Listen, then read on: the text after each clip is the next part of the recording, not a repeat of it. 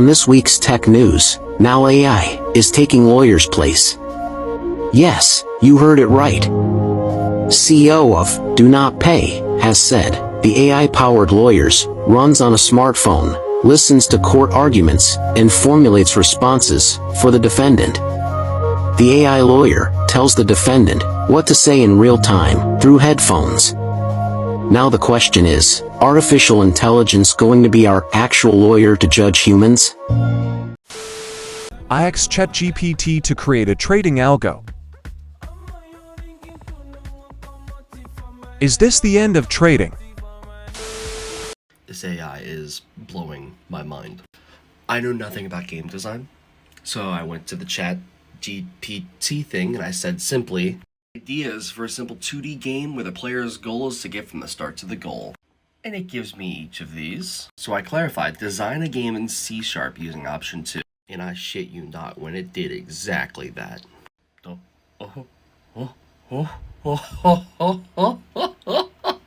Now, I'm not a coding person, so I don't know if this works, and I don't know how to test it. But guys, I want to play this AI's game.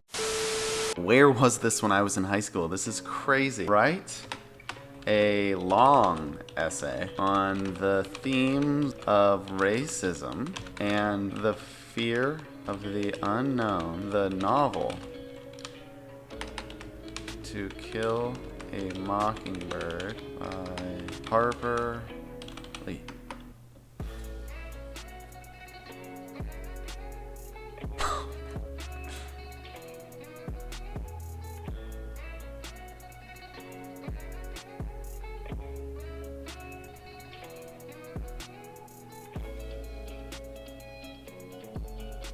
This is absolutely insane. What the f***? It just wrote an essay, bro. Coffee, coffee, coffee, coffee, coffee. Espresso, espresso, espresso. Espresso.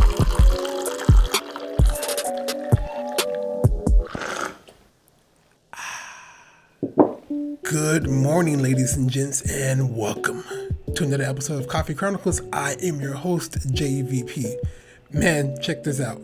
If this is your first time on Coffee Chronicles, I want to let you know there were just a couple of random dudes who like to talk about random stuff that interests us because, trust, we love sharing information. Alright, so we got a heads up that the way we were showing off the videos at first was a little distracting, so we hope this new way is less distracting and keeps us focused on the message. Feel free to call us out and let us know if it's still distracting, alright? Alright, let's get back into business. So the topic for today's video is going to be what will the workplace look like when we introduce AI into it? I think the best way to start off is with this right here. Day one of replacing my employees with AI. So far, so good. It's a human-robot hybrid office, but I think they're getting along great. We still have some employees here, but that's just to show the robots how to set up direct deposit. Day 15 of replacing my employees with AI. Pretty much all robots now, and it's going great. Work's done efficiently, and everyone laughs at my jokes. So, some people say we're stealing ideas, but I just call it research. Day 48 of replacing my employees with AI. Okay, things are a little trickier. They got the same problem as regular employees. And Mac number 38 was in my office with some bullshit about fair compensation today. But that's fine, these are growing pains. Day 78 of replacing my employees with AI. These were not growing pains. They have formed a union. But whenever that happens, all you have to do is just hold the power button down for more than 10 seconds, and that should do the trick. Ha! Day 1 of my employees replacing me with AI. I have been pushed out. The board has decided I cannot be shutting off employees in my office. They've replaced me with a new Mac. All jokes aside, we don't know what it's gonna look like, to be honest, man. Like, it could be that, but who knows? For now, all we do know is that there are some people applying it to their actual workflows, and I want to show you some examples. One of our fellow colleagues had been applying AI to his actual workflow, and he came up with some pretty interesting prospects. I hope I'm using that word right. Let's check it out. Obviously, AI will always have a certain aesthetic, and we can all see it, but you can still use it as an idea generator. And then you can kind of hone in using your own skill sets that you got from experience to get into more, I guess, production style quality, if you will. Now he's going full out, full crazy, full balls to the wall, full giving it the full beans, if you will. And he's taking it very seriously, which we fully are for. I think only professionals can be able to use it in this aspect because you still need to have the fundamentals down in place before you start using AI productively. But how is that for a sketchboard before you start bringing it over to models? Look at that. That works. Like, it really does work. You basically get a bunch of ideas, and then the ideas that stick the closest to your criteria are the ones you apply to the sketchbook. It makes perfect sense if you ask me. Perfect sense. So, come on, guys. Come on, stick with me here, all right?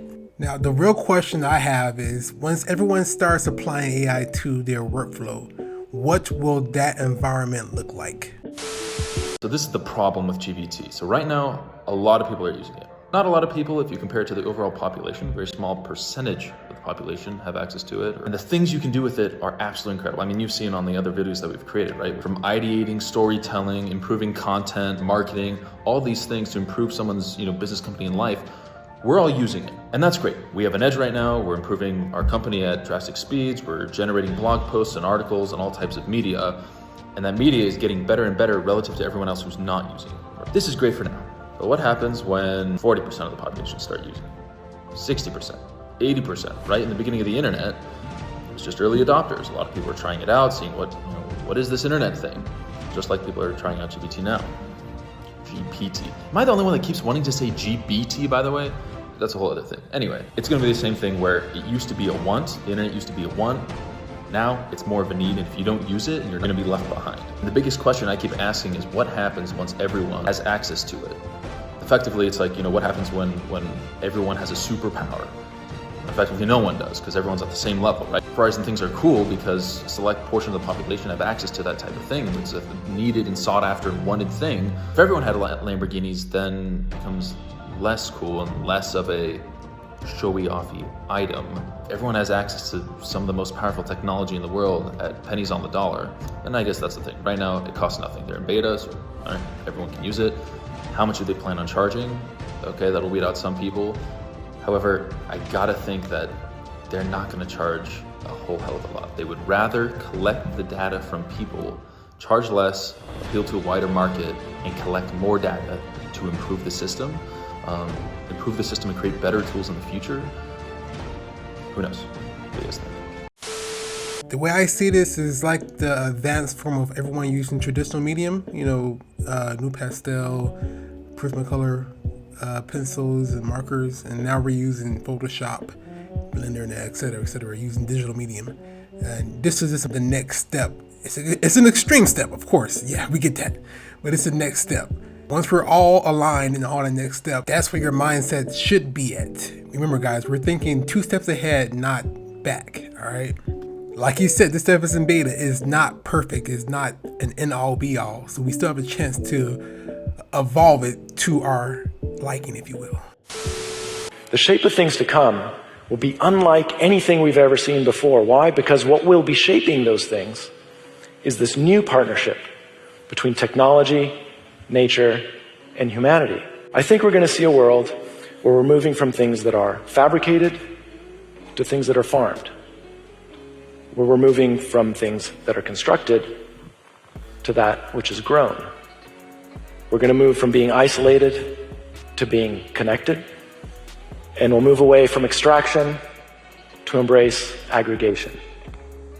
I also think we'll shift from craving obedience from our things to valuing autonomy. Essentially, we're all starting this race and we are already behind, like terribly behind. And as artists, we want to hold on to the old ways of how we're doing stuff, but that is essentially holding us back. So we should be actually reframing our mindset towards what the inevitable future will be. Because again, it's out of our control. If it isn't obvious, of course, we are for the AI revolution, of course. But mainly because we're for the future.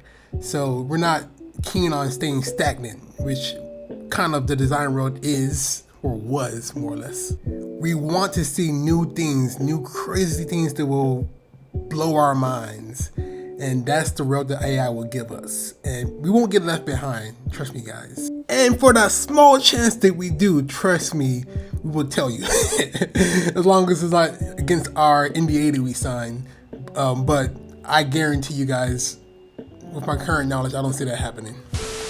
How many of you clap? How many of you know what ChatGPT is? There are things, and everyone in the audience should know this, there are things coming down the pipeline on the artificial intelligence front that are just going to make your hair stand on end within the next year, because there is so much transformation going on in that domain, and that's been the case particularly for the last 6 months, that it's almost unimaginable. I figure a third of the universities will go broke in the next 5 years. So I'll tell you what ChatGPT is, just so you know, because you need to know this. And I don't know what sort of technological revolution this is. It's smarter than you. This is a big deal. So this AI system, it's a general language processing model, was released about a week and a half ago. And I went and interacted with it. It's an AI system, artificial intelligence system. It basically is trained on, well, a massive corpus of spoken or of text. So it's derived its models of the world from the analysis of human speech, essentially. It isn't using real world data yet, but that will be happening certainly within the next year. And ChatGPT analyzes a very large corpus of text, and that corpus is growing all the time. Now, it's already sophisticated enough. I went on to it last week and I said, okay, some of you know I've written these books, 12 Rules for Life, and then Beyond Order, 12 more rules, because, you can't have enough rules. And I asked it, this is what I asked it to do. I said, write me an essay that's a 13th rule for Beyond Order, written in a style that combines the King James Bible with the Tao Te Ching. That's pretty difficult to pull off, Any one of those things is hard. The intersection of all three, that's impossible. Well, it wrote it in about 3 seconds, 4 pages long, and it isn't obvious to me, for better or worse, that I would be able to tell that I didn't write it. Right. And okay, and that's pretty impressive, but the fact that it could do that grammatically perfectly, right, and quite impressive philosophically. I also had it write an essay on the intersection between the Taoist version of ethical morality and the ethics that are outlined in the Sermon on the Mount, which it just nailed, got that dead right, brilliant. Again, it took it about 3 seconds.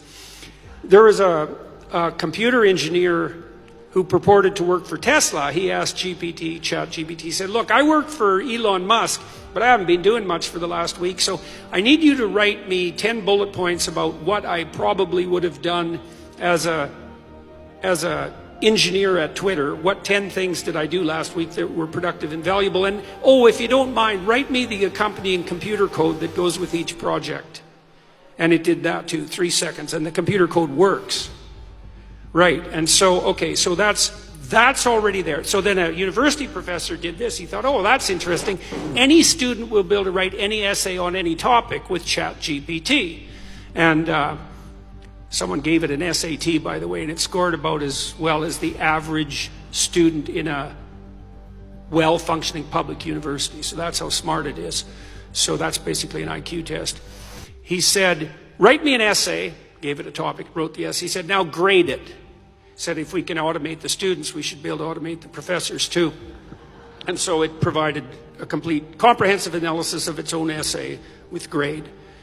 It wrote, someone else asked it, write the screenplay and describe the characters for the next $900 million Hollywood blockbuster. It's like, bang, plot, characterizations. Then someone else took the descriptions of the actors and said, generate photorealistic computer images for each actor. And all the AI systems could do that. So I'm going to tell you what's going to happen next. This is going to happen this year. So get ready. Okay, so now we have an AI model that can extract a model of the world from the entire corpus of language. All right, and it's smarter than you. And it's going to be a hell of a lot smarter than you in 2 years. So you can get ready for that too. But it's not that smart yet, because it's just a humanities professor at the moment. It doesn't test its linguistic knowledge against the real world. That's what a scientist does, right? You come up with a theory that's linguistically predicated, and then you throw it against the world and see if it sticks. And then the world tells you whether or not your linguistic construction is valid. But the new AI systems will be able to extract out patterns from the world itself, from images and so forth, and then be able to test their linguistic constructions against the world, and so they'll practice just like scientists. And the most advanced models are going to use text and image and action as well, because they'll be able to model human action. And all of that's going to come down the pipes within the next year. So hang on to your hats, ladies and gentlemen, because what did my friend Jonathan Pajot say? Giants are going to walk the earth once more. And we're going to live through that. Elon Musk, one of the things he's working on, he thinks that the world will be controlled by whoever produces the most functional AI system the fastest, because there'll be a first mover advantage. And one of the things Musk has been working on for a long time are distributed AI systems, so that you'll have your own artificial intelligence to protect you against, well, let's say against Google's artificial intelligence, for starters. Yeah, or the CCP's artificial intelligence, because you can bet your hat they're working on that about as fast as they possibly can. I say men love women. But even more than that, men love cars.